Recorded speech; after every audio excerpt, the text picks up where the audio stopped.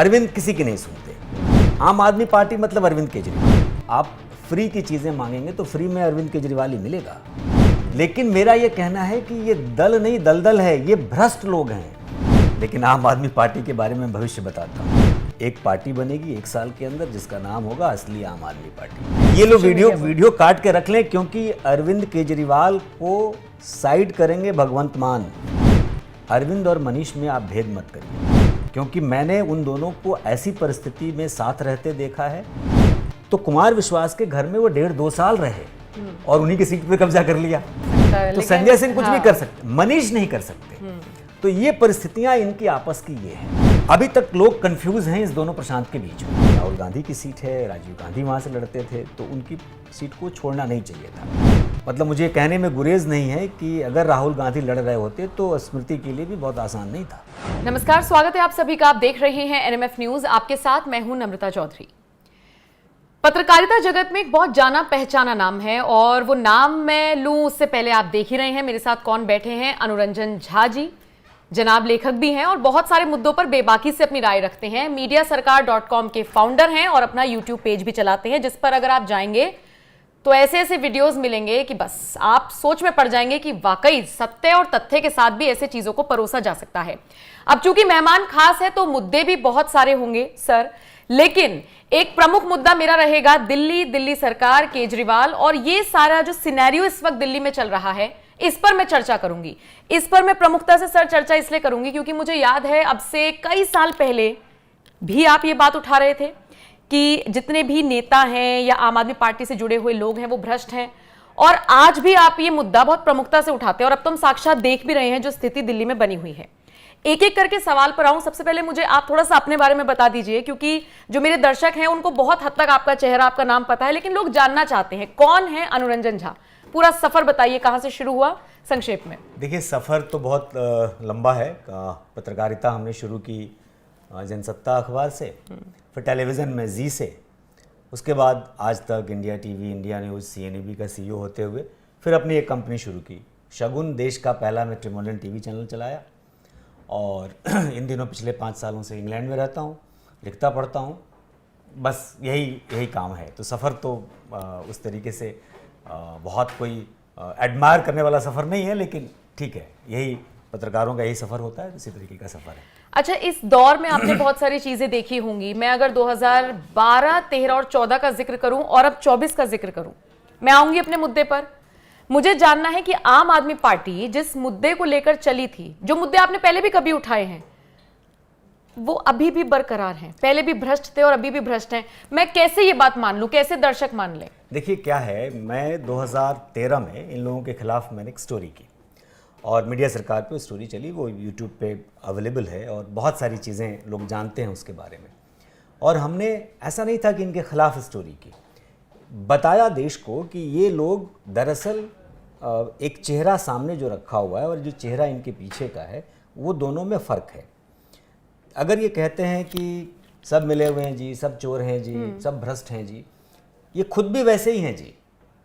इनमें और बाकियों में बहुत ज़्यादा फर्क नहीं है, बल्कि बाकियों से ये कदम आगे हैं। भ्रष्ट के मामले में देखें या करप्शन के दूसरे मामले में देखें, और धीरे धीरे अब तो कहने लायक कुछ बचा नहीं ना।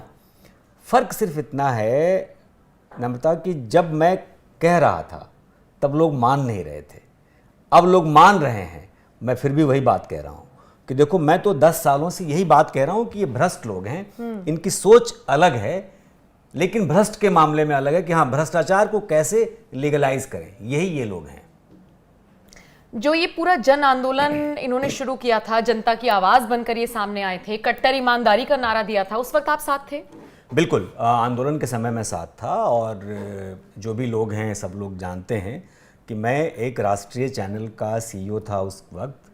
और जाहिर सी बात है, किसी नेशनल चैनल में अगर आज से 12-13 साल पहले अगर आप CEO रहे होंगे तो जाहिर सी बात है कि बहुत अच्छी तनख्वाह, मैं तो खुल के कहता हूँ कि उस वक्त मैं 50 लाख रुपए साल की सैलरी उठाता था, और वो चीज़ छोड़ के मैं आंदोलन में आ गया।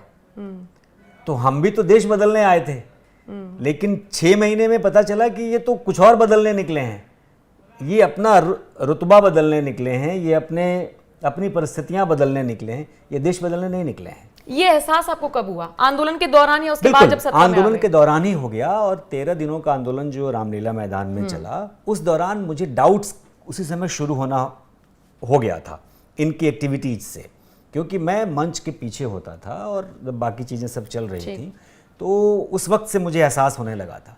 लेकिन वो दौर ऐसा था कि हम लोग अक्सर, मतलब अगर हफ्ते में 7 दिन होते हैं तो 4 दिन शाम की बैठकी या सुबह की बैठकी किसी के घर पे होती थी, चाहे वो मेरे घर पे हो या कुमार के घर पे हो या मनीष के घर पे हो, या कभी कभी दफ्तर में जो अरविंद ने एक बना रखा था। तो जब आप लगातार बैठते हैं, जब लगातार चीज़ों को देखते हैं, तो आपको समझ में आता है कि इनकी अच्छाइयाँ क्या हैं, इनकी बुराइयाँ क्या हैं, इनकी कमियाँ क्या हैं। जब आप 5 मिनट किसी से मिलते हो तो आप उसकी कमियों को नहीं समझ पाते। वो 5 मिनट जब आपसे मिलने आता है ना, तो वो बहुत सज संवर के आता है, लेकिन वो धीरे धीरे चीज़ें सामने आने लगती हैं। तो जब वो दौर में जब हम घुसे, 6 महीने बीते, रोज रोज का बैठना उठना, तो धीरे धीरे उनकी बातों से लगा कि अरे इनकी सोच तो कुछ और है, ये चाहते कुछ और हैं, और एक मुखौटा बना रखा है कि हम बहुत ईमानदार लोग हैं और ईमानदारी से काम करेंगे। हैं तो ये भ्रष्ट है, क्योंकि जो लोग इनके साथ जुड़ रहे हैं वो भ्रष्ट लोग जुड़ रहे हैं। अगर आप विधानसभा चुनाव में उतरने जा रहे हैं तो लोग, आप गलत लोगों को लेकर के साथ आ रहे हैं। हमारा विरोध वहीं से शुरू हुआ। हमने कहा इनको कि शुरू में कहा कि भाई, आप जो लोग अपने साथ लेके आ रहे हैं इसमें करप्ट लोग हैं। तो मनीष ने मुझे कहा, और कुमार विश्वास बैठे थे, मनीष बैठे थे, घर पे ही बात हुई उनके। उन्होंने कहा कि ऐसे कैसे मान लें कि आपकी बात सही है। फिर मैं उनको दफ्तर बुलाया अपने, मैंने कहा कि देखो मेरी बात समझो, ये लोग जो आपने रखे हैं ये सब भ्रष्ट लोग हैं, तो हम कैसे मान लें। तो मैंने कहा देखो, फिर मनवाने के लिए जो मैं करूंगा फिर वो आप लोगों को भारी पड़ेगा। तो फिर मनवाया फिर हमने उनसे कि मान लो फिर, क्योंकि मेरे पास जो इन्फॉर्मेशन आ रही थी, अगर आप पत्रकारिता कर रहे हैं और मैं चूंकि इन्वेस्टिगेटिव जर्नलिस्ट रहा, तो मेरे पास सूचनाएं आती थी। जब किसी फील्ड के आप एक्सपर्ट होते हैं या फील्ड में जब आप काम कर रहे होते हैं ना, तो उस फील्ड से जुड़ी चीज़ें आपके पास इन्फॉर्मेशन के तौर पे आती हैं। तो चूंकि मैं पिछले कई सालों से लगातार इन्वेस्टिगेटिव जर्नलिज्म कर रहा था और देश की बड़े बड़ी चीज़ों को एक्सपोज किया था हमने, तो ऐसी चीज़ें मेरे पास सूचनाएं के तौर पे आ रही थी। वही बात हमने इनको बताया, इनको मैंने आगाह किया, जब नहीं माने तो एक्सपोज किया। अरे वो तो आज भी जेल में है, तब वो आज भी एक्सेप्ट नहीं करते हैं कि हमने भ्रष्टाचार किया है। वो नहीं करेंगे ना, वो नहीं करेंगे। देखिए, अगर वो कर लेंगे तो कहानी खत्म हो गई, वो नहीं करेंगे। ये एक तार खालिस्तान के भी जुड़ते हैं। मैं बहुत ज्यादा दूर नहीं जाऊंगी, मैं कुमार विश्वास के बयान का हवाला लूंगी, सोर्स लूंगी, कि उनका एक बयान आया और उन्होंने बकायदा, अब का नहीं पुराना बयान है, उन्होंने खुला चैलेंज किया कि लगाए ना खालिस्तान के विरोध में नारे, कुछ तो बोलें, लेकिन केजरीवाल नहीं बोलेंगे। अब मुझे ये जानना है, ये जो खालिस्तानी वाला एंगल आता है हमेशा से, पंजाब के कुछ इलाकों से निकलकर आम आदमी पार्टी पे बहुत गंभीर आरोप लगते हैं इस चीज के। कुमार विश्वास तो ये तक कहते हैं कि मैं गया एक मुलाकात करने के लिए, तो कमरा बंद था और मैंने अंदर जाने की कोशिश की, तो जो बाहर खड़ा था उसने मुझे मना कर दिया। मैं जबरदस्ती घुस गया तो देखा वहां पे अरविंद किसी ऐसे लोगों के साथ बैठा हुआ था जो नहीं मुझे ठीक लगे। कैसे देखते हैं इस चीज को? देखिए, मैंने चूंकि इन लोगों को खालिस्तान के किसी मूवमेंट के साथ उठते बैठते उन दिनों नहीं देखा, तो मैं इस पे कमेंट उस तरीके से नहीं करूंगा। लेकिन मैं इसका एक्सपेंशन करता हूं, आपको बताता हूं। जब ये अभी हाल में आपने वीडियो देखा होगा, जो गुरुपतवंत सिंह पन्नू हैं, जिनका एक वीडियो आया था, और जब उसने ये क्लेम किया कि उसने इतने पैसे, तकरीबन वो 16 करोड़ रुपए के आसपास होते हैं शायद भारतीय रुपए में, अगर मैं सही हूँगा, तो इतने पैसे उस जमाने में इन लोगों ने फंड किए। और जब वो वीडियो बना रहा था ना, तो पीछे वीडियो एक वॉल, एक क्रोमा बनाया है उन्होंने, उसमें एक तस्वीर लगाई है। उस तस्वीर में 3 लोग बैठे हुए हैं, उसमें अरविंद बैठे हैं, एक व्यक्ति और बैठा है, और जो एक सरदार जी और एक व्यक्ति और बैठा है। वो तस्वीर लगा करके वो दिखाना चाहता है वो आदमी कि ये देखिए, ये हमारे पास पैसे मांगने आए थे। उसमें जो तीसरा व्यक्ति है, उनका नाम है डॉक्टर मुनीश रायजादा। अच्छा। जो न्यू जर्सी में डॉक्टर हुआ करते थे उस वक्त। और वो इनके पूरे सिस्टम में जो पैसा आता था विदेशों से, उसके वो मुखिया थे, उसकी देखरेख करते थे वो, विदेशी पैसे आने का। वो तस्वीर आई तो मैंने उनसे बात की, तस्वीर आने के बाद। ठीक। वो हमारे जानने वाले हैं, मित्र हैं, तो हमने उनको फ़ोन किया, हमने कहा कि भाई ये तो तस्वीर आपकी आ गई। तो वो आए और उन्होंने बाकायदा, आप लोग वीडियो देखेंगे तो उसमें उन्होंने बताया विस्तार से कि हमें तो मालूम ही नहीं था। वो अरविंद हमसे मिलने आए, यहाँ बैठे हुए हैं, ये बिल्कुल सही बात है कि मैं यहाँ बैठा हूँ, लेकिन इसके बाद उठ के ये कहाँ गए। और आज जब पन्नू ये बात कह रहा है तो जाहिर सी बात है कि ये साबित हो रही है कि खालिस्तानी मूवमेंट वालों ने पैसे दिए। और जब पंजाब का पूरा सिनेरियो आप देखें तो स्पष्ट होता है कि किसी न किसी तरीके से देश को तोड़ने वाले संगठनों ने इनको मदद की। और जब कुमार ये बात कहते हैं कि भाई आप नारे लगाइए उनके खिलाफ, तो लगाने चाहिए ना भाई। देश को तोड़ने वालों के खिलाफ बोलने में क्या प्रॉब्लम है? मुझे अगर मान लीजिए कि मैं, आप कहीं बैठी हो, अगर देश के खिलाफ आपके, अगर किसी ने बंदूक सीने पे आपके लगा दे, दिमाग पे लगा दे, तो अलग बात है कि चुपचाप डर के मारे जान बचाने के लिए आप ना बोलें, लेकिन वैसे तो आप बोल सकते हैं ना। लेकिन उनको काउंटर करना चाहिए था, लेकिन काउंटर नहीं किया। और इसीलिए उन पर सवाल उठे।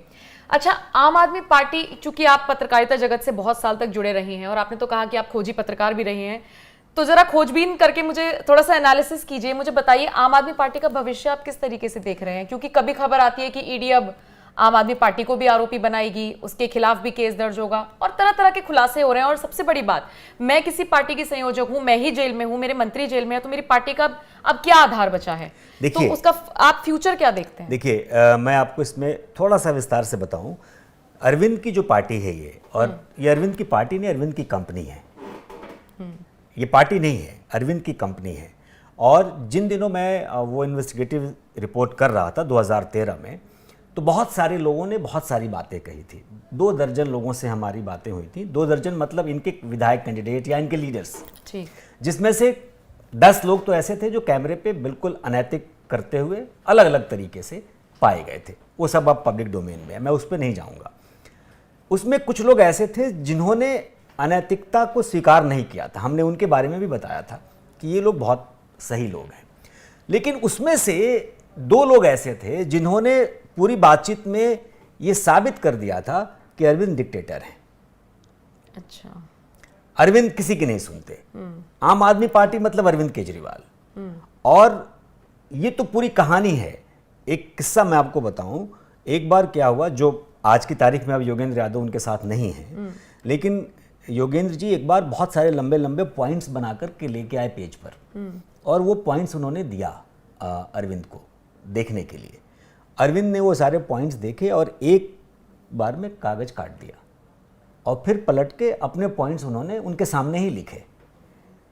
ये साबित करता है इस तरीके का एक्ट आज अरविंद भी नहीं मानेंगे, आज योगेंद्र जी भी नहीं मानेंगे, लेकिन ये एक्ट ये साबित करता है कि वो डिक्टेटर हैं, वो सिर्फ अपनी चलाते हैं। और अब जब वो जेल में हैं और सबसे पहला नाम स्टार प्रचारक में अगर सुनीता केजरीवाल का आता है, तो इसका मतलब तय है ना कि भाई लालू राबड़ी के राज से आप कहां अलग हो गए।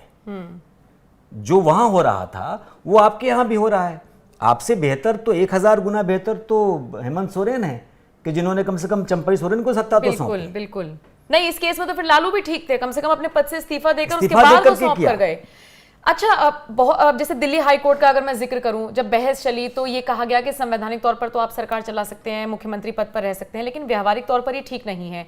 दूसरी बात, हम स्वास्थ्य हवाला आप दे लीजिए या आप शिक्षा का हवाला दे लीजिए, बुक्स प्रोवाइड नहीं हो रही हैं बच्चों को। दिल्ली में इस वक्त काम नहीं हो रहा है। मैं तो खुद ही अभी पोल करने के लिए गई थी उत्तर पूर्वी सीट पर, उस पूरे क्षेत्र में तो लोग बड़े परेशान थे कि कोई काम नहीं हो रहा है, अटक गए हैं सारी चीजें। और आप सोचिए ना, जिस पूरे राज्य का मुखिया चला गया जेल में, तो लोगों के अंदर एक है इनसिक्योरिटी की अब कैसे काम होगा।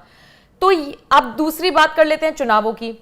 बड़े बड़े मंत्री जेल में हैं, जो बचे कुचे हैं वो प्रचार में लगे हुए हैं, तो दिल्ली चलेगी कैसे, कैसे काम होगा? देखिए, दिल्ली चल ही नहीं रही ना, दिल्ली चल ही नहीं रही। देखिए, दिल्ली की पब्लिक के लिए भी मैं बड़े कड़े शब्द प्रयोग करता हूँ, और हो सकता है कि दिल्ली की जनता को मेरे ये कड़े शब्द खराब लगते हों, लेकिन मुफ्तखोरी की आदत लगा दी ना अरविंद केजरीवाल ने। लेकिन अब तो विरोध है दिल्ली की जनता में, तो अब पता तो चलेगा, रेवड़ियां नहीं चाहिए हमें। तो पता चल जाएगा अभी। हालांकि लोकसभा का चुनाव दिल्ली के लिए नहीं है, नरेंद्र मोदी के लिए है या केंद्र के लिए है, फिर भी आंकड़े बता देंगे कि आने वाले दिनों में क्या होना है। क्योंकि जब आप फ्री की चीजें मांगेंगे तो फ्री में अरविंद केजरीवाल ही मिलेगा। मुफ्त में ऐसे ही लोग मिलेंगे आपको। ये दिल्ली की जनता की भी गलती है कि आपको मुफ्तखोरी में आप किसी को सत्ता सौंप रहे हैं, तो ऐसे ही लोग मिलेंगे। फिर आप क्यों रो रहे हैं कि हमारे यहाँ काम नहीं हो रहा है? कैसे होगा जब आप अच्छे लोगों को चुनकर, मैं नहीं जानता कि आपको कौन सा अच्छा लगता है, कांग्रेस अच्छी लगती है, बीजेपी अच्छा लगती है, बीएसपी अच्छी है, कौन सी अच्छी है वो आप तय करिए। ये खराब है ये आप जानिए। मेरा हमेशा से कहना दिल्ली और देश के लोगों से यही है कि मेरा बतौर पत्रकार या बतौर लेखक, मुझे इस देश के किसी भी दल से कोई विरोध नहीं है, लेकिन मेरा यह कहना है कि ये दल नहीं दलदल है, ये भ्रष्ट लोग हैं, ये पूरे अपाद मस्तक भ्रष्ट हैं, ये देश के बारे में अच्छा नहीं सोचते, ये सीमित सोच के लोग हैं, ये सिर्फ अपनी बात सोच और झूठ, हर बात पे झूठ बोलते हैं। तो ये तो सोचना पड़ेगा देश के लोगों को भी, ये सोचना पड़ेगा दिल्ली के लोगों को भी। और भाई जब उसको सत्ता मिलेगी किसी व्यक्ति को, आप 70 में से 67 सीटें जिताकर वहां पहुंचाएंगे तो वो तो पागल होंगे ना। कोई भी आदमी उस तरीके से फिर तो होगा ही ना। तो ये परिस्थिति है। तो ये लोग भ्रष्ट हैं। ये दिल्ली की जनता जितनी जल्दी जान जाए, समझ जाए, उतना देश के लिए अच्छा है। अच्छा, एक बात बताइए, स्टार प्रचारकों की लिस्ट जारी हुई। पहले नंबर पर केजरीवाल थे, वो तो जेल में है। दूसरे नंबर पर सुनीता केजरीवाल को रखा गया, और अगर जेल से बाहर की बात करूं तो नंबर 1 पर ही हो गई एक तरीके से। तो ये जो संजय सिंह, जो सच्चे सिपाही, जेल में भी रहकर आ गए। राघव चड्ढा तो खैर विदेश में चले गए हैं। बाकी सौरभ, आतिशी, क्या नहीं झेल रही लोग, इनको सबको 5वें 6ठे नंबर पर रख दिया है। सुनीता केजरीवाल क्या चला पाएंगी, पार्टी कैसे चला पाएंगी? बहुत ज्यादा सक्रिय, बहुत ज्यादा क्या, सक्रिय रही ही नहीं है वो, लेकिन अब एकदम से एक्टिव हो गई हैं। उनके भरोसे पार्टी को छोड़ना, केजरीवाल ने क्या संदेश दिया? भगवंत मान तक का समझाइएगा, क्या संदेश दिया? हाँ, आपने अभी जो पहला सवाल किया था ना कि भविष्य क्या है, मैं भविष्य बताता हूँ। हालांकि मैं कोई ज्योतिष नहीं हूँ, लेकिन आम आदमी पार्टी के बारे में भविष्य बताता हूँ। एक पार्टी बनेगी 1 साल के अंदर जिसका नाम होगा असली आम आदमी पार्टी, और वो पार्टी लीड करेंगे भगवंत मान। अरे अरविंद केजरीवाल से ज्यादा विधायक हैं उनके पास। और जो लोग भी ये वीडियो देख रहे हैं ना, ये क्लिप काट के रख लें। नहीं, ये तो वायरल हो जाएगा। ये ऐसे कंटेंट तो बहुत जल्दी वायरल करते हैं। ये लोग वीडियो काट के रख लें, क्योंकि अरविंद केजरीवाल को साइड करेंगे भगवंत मान, और भगवंत मान से जाकर मिलेंगे संजय सिंह। इनकी स्थिति धीरे धीरे धीरे धीरे, ये जेल में रहें या बाहर आए, इनकी कहानी अब अलग दिशा में जा रही है। जिस दिन इन्होंने पद नहीं छोड़ा जेल जाने के बाद, भाई आपने मनीष सिसोदिया से तो इस्तीफा दिला दिया, सत्येंद्र जैन से नहीं दिलाया था। संजय सिंह को आप बाहर बुला के फिर से उनका वो संजय सिंह को बाहर बुला करके आपने कहानी शुरू करा दी। सुनीता, और इस पूरे प्रकरण में सुनीता केजरीवाल को आपने आगे किया। जैसे ही आपने आगे किया, ये सारी कहानी बीच में शुरू हो गई कि भाई अंदर अंदर उनमें भी लालसा है ना। देखिए, जब ये जेल गए तो क्या हो रहा था, एक दिन एक चिट्ठी आ गई बाहर, आतिशी जी बैठ गई लेकर। अगले दिन एक आत्मा आ गई बाहर, सुनीता जी लेके बैठ गई। तो ये दोनों लड़ाई जब शुरू हुई ना, उसी दिन इनका भविष्य तय हो गया। इनका भविष्य अब तय है। अब जनता जितनी जल्दी समझेगी, उतनी जल्दी इस भविष्य पर मुहर लगेगा। लेकिन एक और खबर निकलकर सामने आ रही है, पता नहीं आप कैसे उस चीज को देखते हैं। कुछ लोग कह रहे हैं कि राघव चड्ढा भी नेगोशिएट कर रहे हैं, वो बीजेपी में जाना चाह रहे हैं। एक वरिष्ठ पत्रकार, हाँ एग्जैक्टली, परिणीति चोपड़ा उसमें वो मीडिएटर का काम कर रही है। अच्छा, मेरे पास तो जो खबर आई, वो एक हमारे वरिष्ठ पत्रकार, उन्होंने मुझे ये तक बताया कि बात भी हुई है, लेकिन शाह ने ऊपर से मना कर दिया है कि भाई अभी इस सिनेरियो में तो हमें ये आदमी नहीं चाहिए। ये राघव चड्ढा के लिए खबर आई है जो मुझे बताया गया। दूसरी बात, संजय सिंह, ये जो आपने एक पॉइंट रखा, एक खबर संजय सिंह को लेकर ये भी है कि वो भी नेगोशिएशन कर रहे हैं। करेंगे ना। देखिए, ऐसा है कि अभी आप देखिए, पिछले अगर 10 सालों में देखें, बहुत सारे ऐसे लोग, चाहे वो मीडिया पे एक्टिव रहे हों, सोशल मीडिया पे, कोई पॉलिटिशियन हो, बड़े बड़े नेता हों, अचानक गाली देते देते बीजेपी में शामिल हो जाते हैं। और जब वो लोग कहते हैं ना कि वॉशिंग मशीन है बीजेपी में, कहते नहीं, वॉशिंग मशीन नहीं, ड्राई क्लीनिंग है। पता भी नहीं चलता है कब धुला, कब साफ हुआ, साफ होके पैक होके आ गया। तो वो स्थिति तो है, उसमें भी कहीं कोई कन्फ्यूज़न नहीं होना चाहिए लोगों को। तो अब ये सब लोग उस रास्ते जाएंगे। लोकसभा चुनाव तक इसलिए रुकेंगे क्योंकि लोकसभा चुनाव के परिणाम, बहुत सारी चीज़ें तय होंगी। हालांकि परिणाम ऐसा कोई बहुत आमूल चूल परिवर्तन वाला नहीं आने वाला, फिर भी चुनाव से पहले के माहौल, अभी दौर के 2 दौर के चुनाव बीते हैं, मैं पूरा अभी देश घूम के आ रहा हूँ, बहुत कोई केक वॉक नहीं है। लेकिन जब वोटर पहुंचता है ना नम्रता, वहाँ वोट देने, बटन दबाने, तो उसको एक बड़ा सा चेहरा दिखाई देता है, दाढ़ी वाला। तो वो उस चेहरे पर बटन दबाता है, कैसे करता है, वो उस पर डिपेंड करता है। तो कहानी वहाँ जाके बदलती है। जो ये लोग हैं जो जिनकी बात आप कर रही हैं, अब सूत्र हैं, भारतीय जनता पार्टी जब से सरकार में आई है तब से सारे सूत्र फेल हैं। सही कह रहे हैं, है ना। कोई सोचते पत्रकार कुछ है, आता कुछ है। और पत्रकार कोई अगर ये कहता है, जैसे पहले हम लोगों को खबरें मिल जाती थी, अब कोई ये कहता है कि हमको ये खबर है, तो वो सिर्फ कयास लगा रहा है, इसलिए कि नरेंद्र मोदी को चौंकाने में मजा आता है। बिल्कुल बिल्कुल, है ना। तो वो भूल जाइए कि अब ये सूत्र है, ये कह रहा है कि अमित शाह ने मना किया होगा या ऐसा कुछ।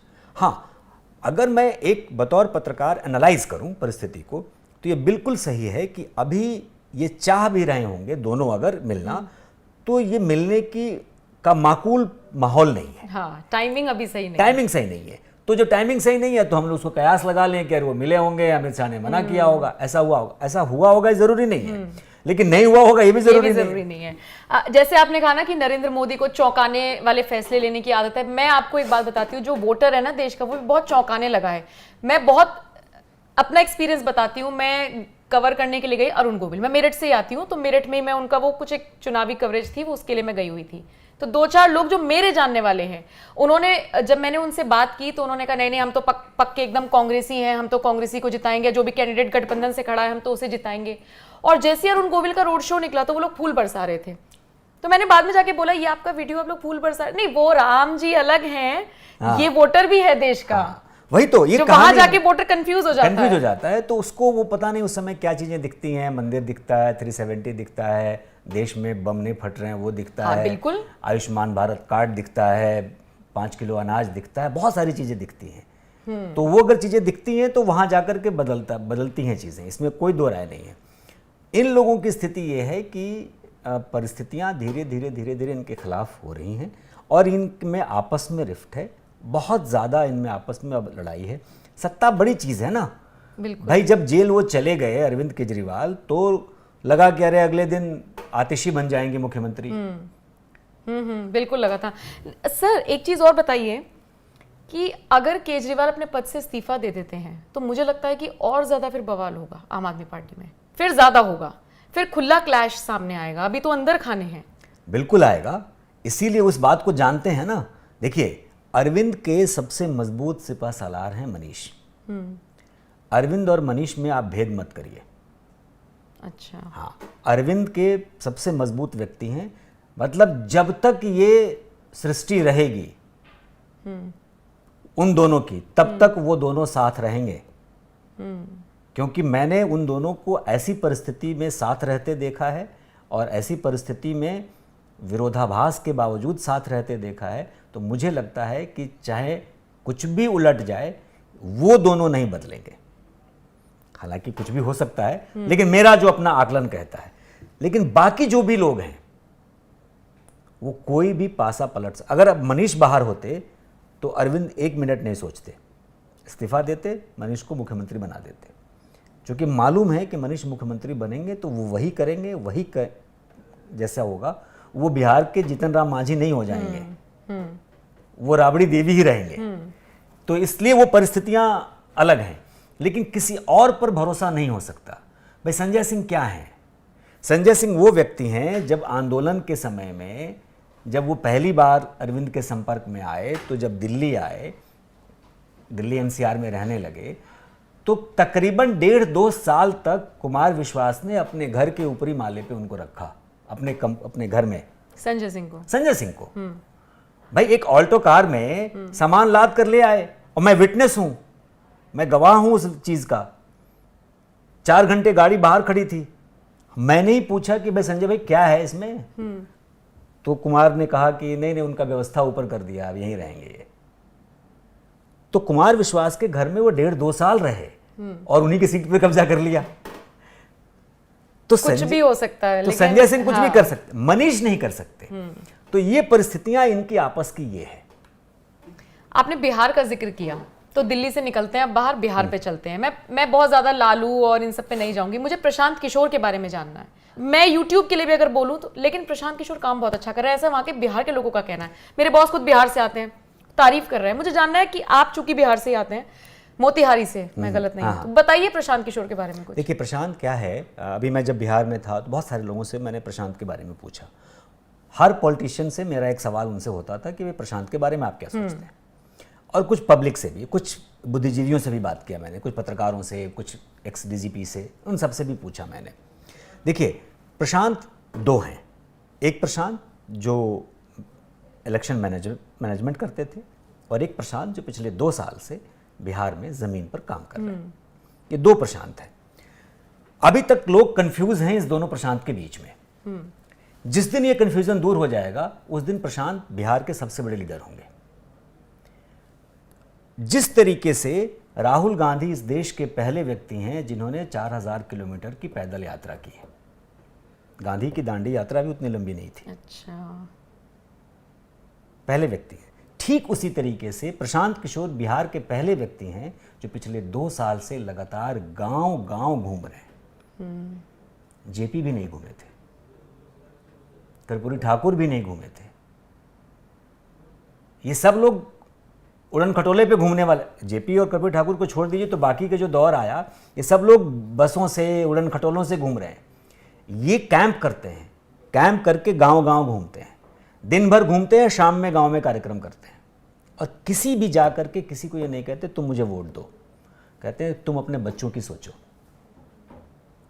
जो बात हम जैसे लोग पिछले 20 साल से बिहार के लिए कह रहे हैं कि अपने बच्चों की सोचो। जब लालू यादव अपने बच्चे की सोच रहा है, अभी भी सोच रहे हैं ना, कोई भी नेता अपने बच्चे की सोच रहे हैं, आप उठा के देख लीजिए। बिल्कुल। तो जब वो अपने बच्चे की सोच रहे हैं तो आप भी अपने बच्चे की सोचिए। यही बात प्रशांत किशोर कर रहे हैं। और ये बात अगर पब्लिक समझ गई तो बदलाव होगा। अड़चन कहां है? जातिवाद पूरे देश में है, बिहार में प्रचंड जातिवाद है। ये जातिवाद रोकता है। लेकिन सर ये नेताओं के बीच में नहीं है, ये तो जनता के बीच में है। मैं वही कह रहा हूं ना। मेरे एक कुलीग है, मेरे साथ बैठती है, और अगर मैं उससे किसी का नाम ले दूं जनरली, मैम ये कौन सी कास्ट का है, तो एक बार मेरा सवाल हुआ, सृष्टि तुम कहाँ से हो, कि मैम मैं बिहार से हूँ। मैंने कहा कितना जातिवाद तुम्हारे अंदर। मैम स्कूल में तो मैं दोस्ती ऐसे बनाया करती थी, कौन किस जाति का है। तो ये तो वहाँ के लोगों में बसा हुआ है, ये लोगों से कैसे निकलेगा? वही तो मैं कह रहा हूँ ना कि जिस दिन ये जब तक नहीं निकलेगा, ये देखिए ये ऐसी चीज नहीं है कि रातों रात निकल जाए। लेकिन इतने सालों में अब तो निकल जानी चाहिए। निकल जाना चाहिए था ना, इतने सालों में कुछ हुआ नहीं ना। भाई अगर लालू यादव ने 1990 से 2005 तक बिहार को बर्बाद किया तो नीतीश कुमार ने 2005 से 10 तक संभालने की कोशिश की और 10 से लेकर के ये 24 तक फिर बर्बाद किया। ऐसा नहीं है कि नीतीश कुमार ने कोई बहुत बेहतर काम कर दिया है। शुरू का पहला उनका टेन्योर अच्छा था, 5 इयर्स। हाँ। और उसके बाद और इस बर्बादी में भागीदार तो बीजेपी भी है ना। अगर आप 18 साल तक उनके साथ कहीं ना कहीं से जुड़े रहे नीतीश कुमार के साथ, तो आप अब ये कहकर पीछा नहीं छुड़ा सकते कि हम तो छोटे भाई थे जी, हम तो मुख्यमंत्री किसी और को बनाया जी। नहीं, आपके लोग मंत्री थे, आप बदल सकते थे। बिल्कुल बिल्कुल, ये बात सही कही। अच्छा, राहुल गांधी का आपने जिक्र किया तो एक सवाल राहुल गांधी से जुड़ा, वही आपको पता ही है मैं क्या सवाल लेने वाली हूँ कि रायबरेली चले गए हैं अमेठी छोड़कर। और अब सोचिए अजीत अंजुम जैसे पत्रकार, जो अक्सर जिनको हम मोदी विरोधी वाली कैटेगरी में डालते हैं, वो भी कह रहे हैं कि ये फैसला नुकसानदेह वाला होगा। आप कैसे देखते हैं इसे? देखिए 2 चीज़ें हैं इसमें। मुझे जो लगता है, देखिए 2 धाराओं में बात करनी चाहिए। राहुल गांधी को अमेठी नहीं छोड़ना चाहिए था, ये तो तय है। लड़े, जीते, हारे, लेकिन अमेठी उनको नहीं छोड़ना चाहिए था। होता क्या है कि राजनीति में ना एक लकीर खींची जाती है। स्मृति ईरानी पहले कपिल सिब्बल से दिल्ली में हार जाती हैं, फिर वो राहुल गांधी से अमेठी में हार जाती हैं।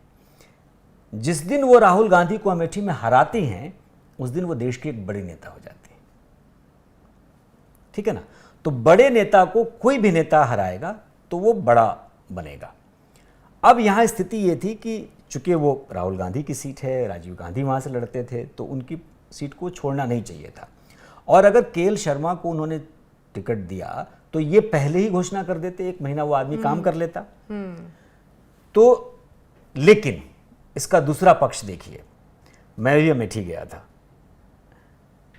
वहां पर मतलब मुझे कहने में गुरेज नहीं है कि अगर राहुल गांधी लड़ रहे होते तो स्मृति के लिए भी बहुत आसान नहीं था।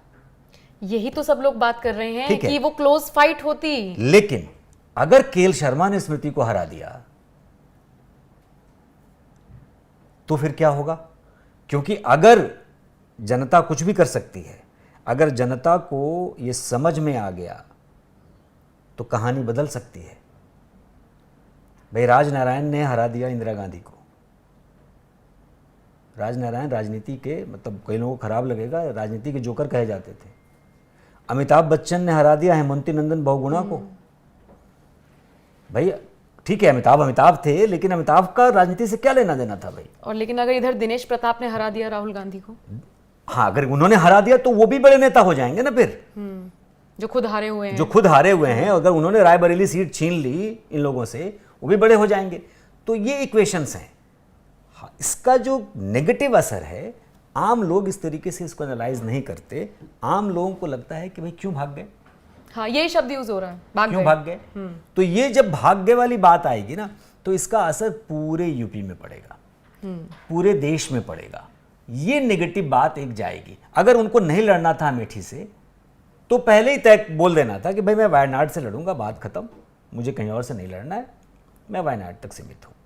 और पहले ही दौर में घोषणा कर देते कि अमेठी से बिल्कुल, ताकि दूसरा आदमी काम कर लेता। लेता। लेकिन मुझे ऐसा लगता है कि ये फैसला आनन फानन में तो नहीं लिया गया, ये पहले से तय था। मुझे ऐसा लगता है घोषणा इसलिए की गई ताकि अब कितना ही माहौल बन जाएगा, क्या ही हो जाएगा, मुझे ऐसा लगता है। हो सकता है। देखिए, राजनीति में बहुत सारी चीज़ें, मैं राजनेताओं के बारे में जितना समझता हूँ, जितना जानता हूँ, मुझे लगता है कि उनके दिमाग में क्या चल रहा होता है ये पढ़ना ना बहुत मुश्किल है। Next to impossible. हाँ, ये हम लोग कयास लगाते हैं।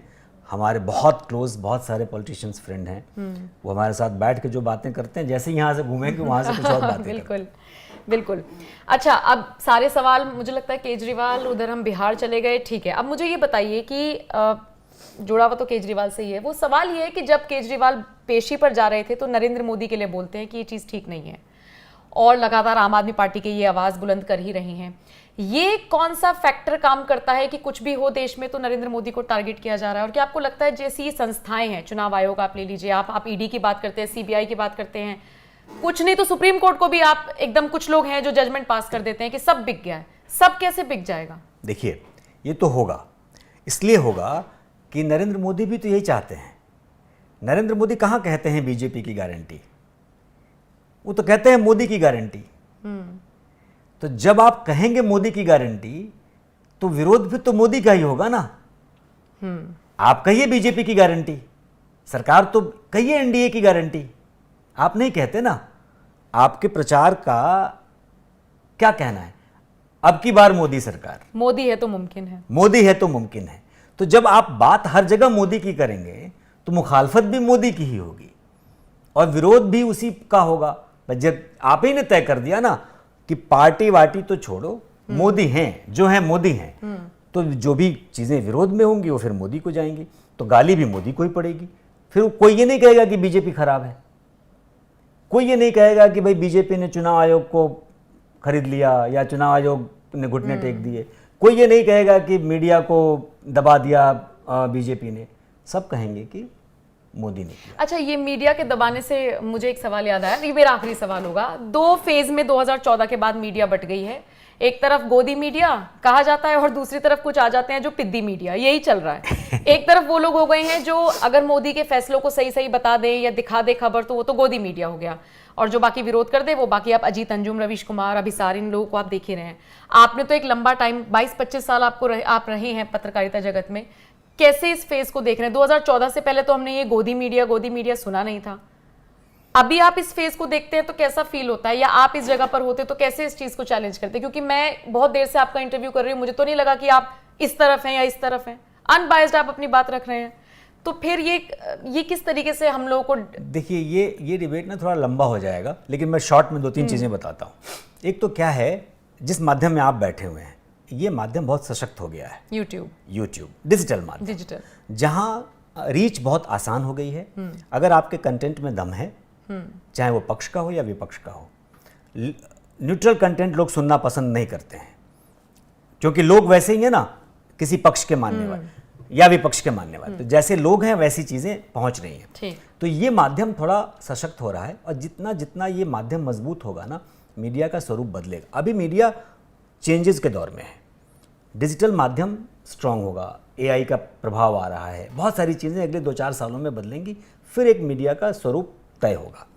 टेलीविज़न की प्रॉब्लम क्या है कि टेलीविज़न की कॉस्ट बहुत लंबे चौड़े हैं, हालांकि पिछले कुछ सालों में कम हुए हैं, बावजूद इसके वो इतना कॉस्टली अफेयर है कि उस कॉस्ट को पूरा करने के लिए कोई व्यवसायी जब बाजार में उतरता है तो उसकी सबसे पहली कोशिश होती है अपनी स्पॉन्सरशिप, अपने पैसे को बचा के रखना। ठीक है।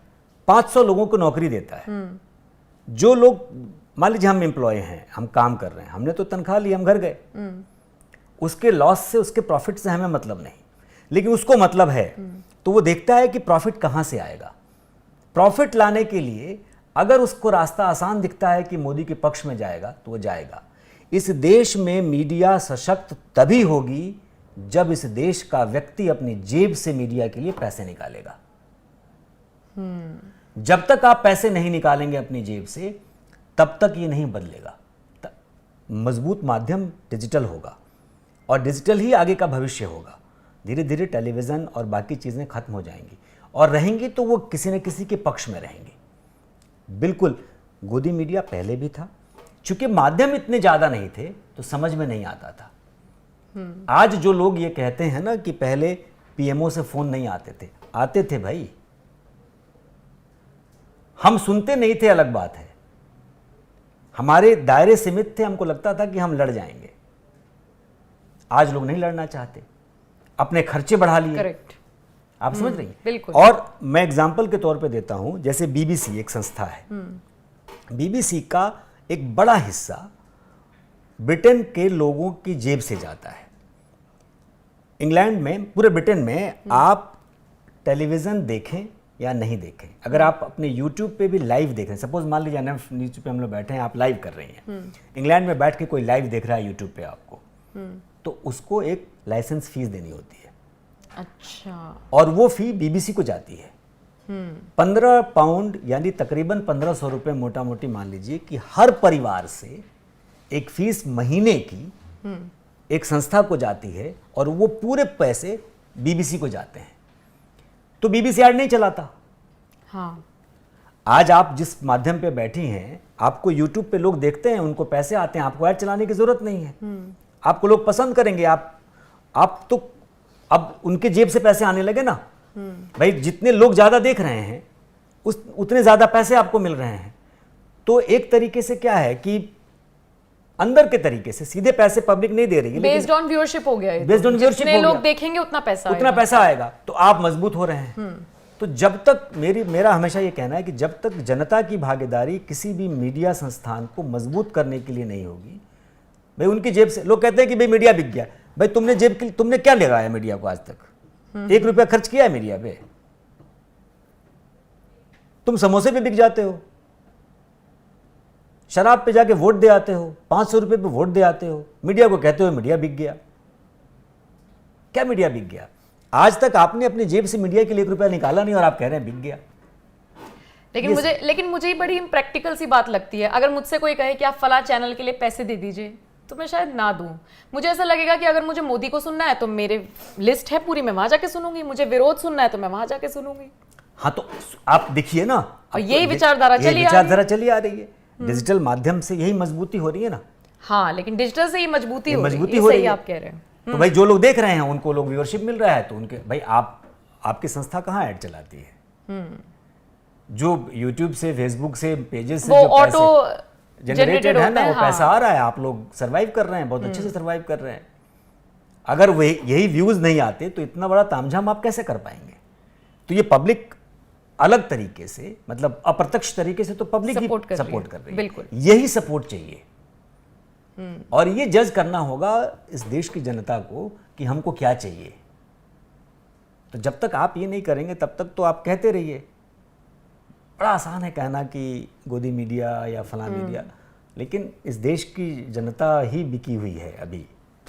बिल्कुल। और जो मुझे लगता है कि आधी आंख बंद करके चीजों को देखती है, पूरी आंख खोलकर देखे तो बहुत सारी चीजें हो जाएंगी। और उस जनता में मैं भी आती हूँ, हम सब लोग भी आते हैं। उसमें ये नहीं कि हम आप ही को कह रहे हैं। तो अनुरंजन झा को आपने सुना, पर्टिकुलरली तो केजरीवाल दिल्ली सरकार पर मैंने बहुत सारे उनसे सवाल पूछे जिनका उन्होंने जवाब दिया, और ये इसलिए भी जरूरी था क्योंकि दो तरीके से बात नहीं होनी चाहिए। जो प्रत्यक्षदर्शी है, जो वहां पर मौजूद रहा है, उनसे पूछ लेते हैं, तो इसीलिए उनको मैंने खास बुलाया था और वो आए। सर थैंक यू, अपना टाइम देने के लिए बहुत बहुत शुक्रिया एक बार फिर से। और जिन दर्शकों ने इस चर्चा को देखा, इस इंटरव्यू को देखा, बताइए कमेंट सेक्शन में आपको ये इंटरव्यू कैसा लगा। नमस्कार।